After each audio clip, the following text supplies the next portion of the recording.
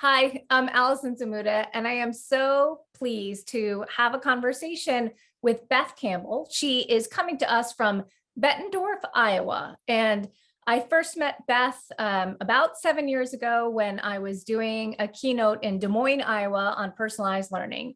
And Beth came up to me and we started to spark and have this beautiful conversation on what it looks like in the classroom practice. And her classroom is the library, the learning hub of the school.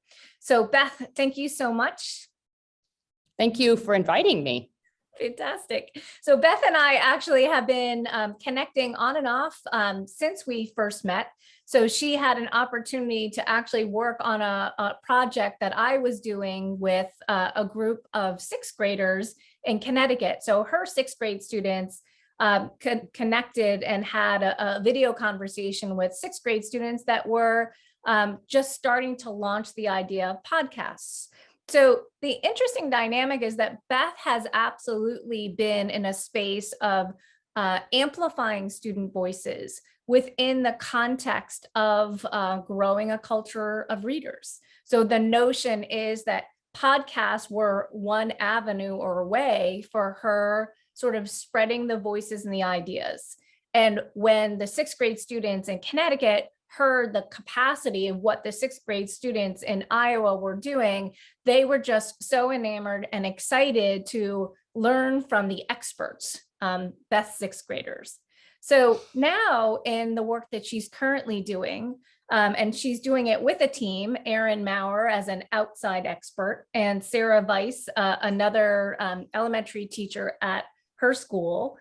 The interesting thing is that this session right now, the conversation that we're going to have is broadening the networks from a global point of view.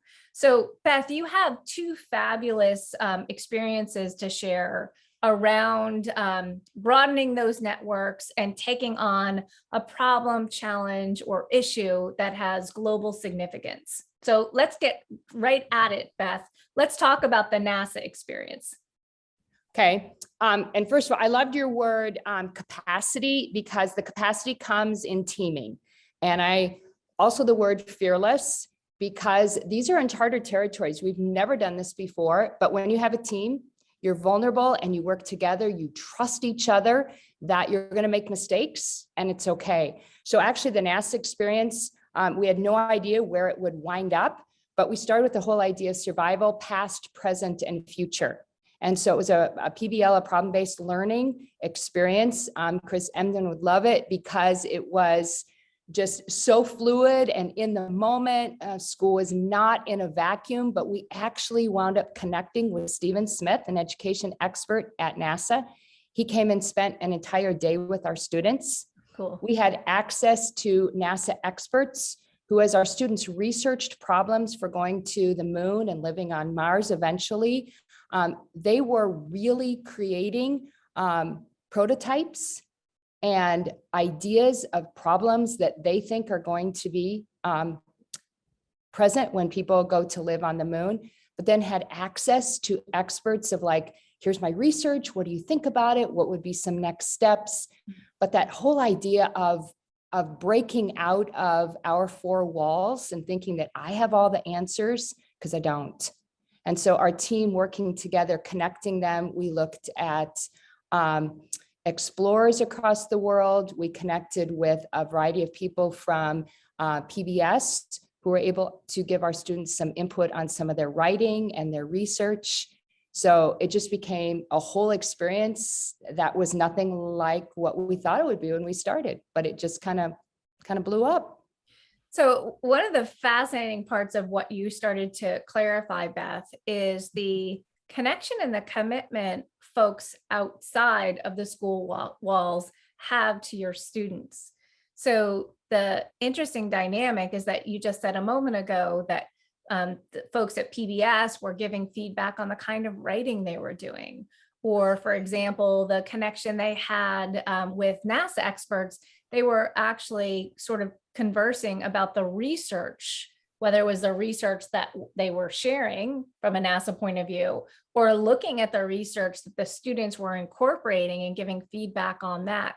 How does it, like, what's the secret sauce Beth, in terms of figuring out how to actually bridge the expert divide in terms of just making those connections? There is no secret sauce. I think it's that whole idea of just being willing and just try, just being vulnerable. And, Aaron was our contact person for a lot of those expert contacts with NASA, but he would send emails. He would just ask. People love connecting with classrooms and students. And so we would just set up a Zoom call and our students would have like 10-minute rotations and they would meet with an expert, get some specific questions lined up. I think from the teacher end, it was, we needed to be organized and respectful of their time as well. But again, that led to that whole experience of our kids being engaged because they knew the work was real. We knew we weren't wasting their time either. And so it became a, win-win for everyone, that you're going to get some advice from the expert and now you're expected to implement that advice, and that constant process of revision and reflection and revision and reflection just helped our product get better and better. Well, that leads me into the second incredibly powerful example that you shared with me a few weeks ago, is the idea of the illustrations your students are doing in connection to the tragedy that's happening in Ukraine and Holocaust survivor. So can you start to tell that story, Beth? Yeah, and this is a story that's still in the process right now. It actually started with, we do World War II research. We have a Lit Circle book that we use called the Blackbird Girls by Anne Blankman.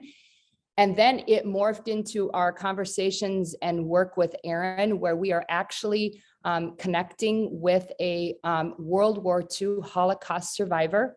Her name is Riva.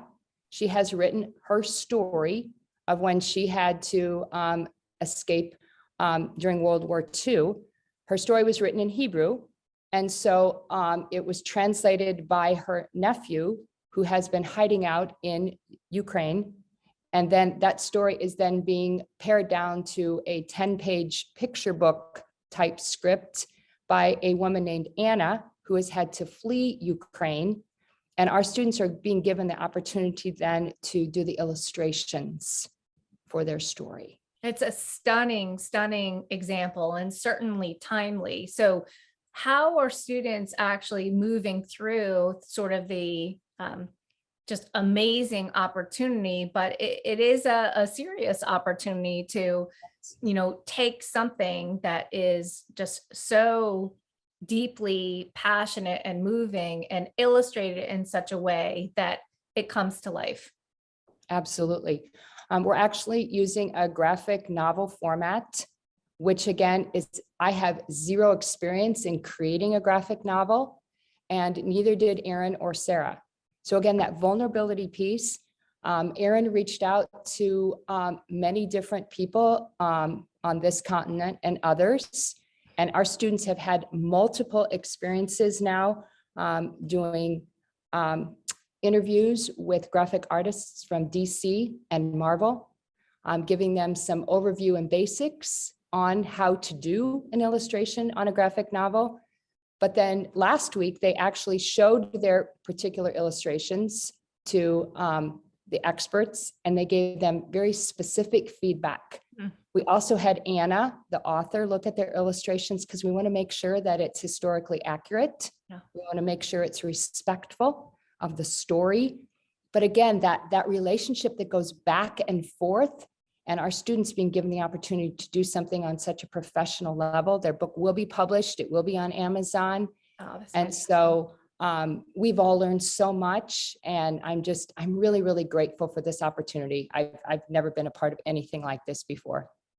Well, again, it's just another way into the notion of authenticity, the opportunity that experts not only are willing to spend a little bit of time sharing their expertise, but even more importantly, looking at the work that students have and give detailed suggestions on how to continue to improve their level of craftsmanship, and also the focus on the project itself. So Right. Beth, if folks want to actually take a look at the book once it's published, is there a way that they can actually get a heads up on what it is or where it's located? Yeah, it'll be on Amazon. We'll have the version that people can actually buy the real book. And then we're also putting together an educator version that'll actually have like sub notes and side notes and pictures of the process. So actually, if you're an educator and you kind of wanted to just follow the process of everything from our World War II research to our biography research to our Lit Circle research, so they can see how the whole thing kind of came together from an educator lens. Fantastic. And as the summer goes on, we'll go ahead and repost the links to that when the book is available for purchase, as well as the educator guide. Perfect. So Beth, it's just been such a privilege and a pleasure spending some time with you. And like I said, the heartfeltness that you're doing within the scope of your school, within your learning library hub, but also to begin to inspire the level of authenticity that can happen across learning library spaces around the globe. It's just such a joy to see. So thank you. No, thank you. And just again, I just want to remind people that be vulnerable and team with people around you, because it just increases the level of joy in our everyday work. Thank you. It's a pleasure. Thank you.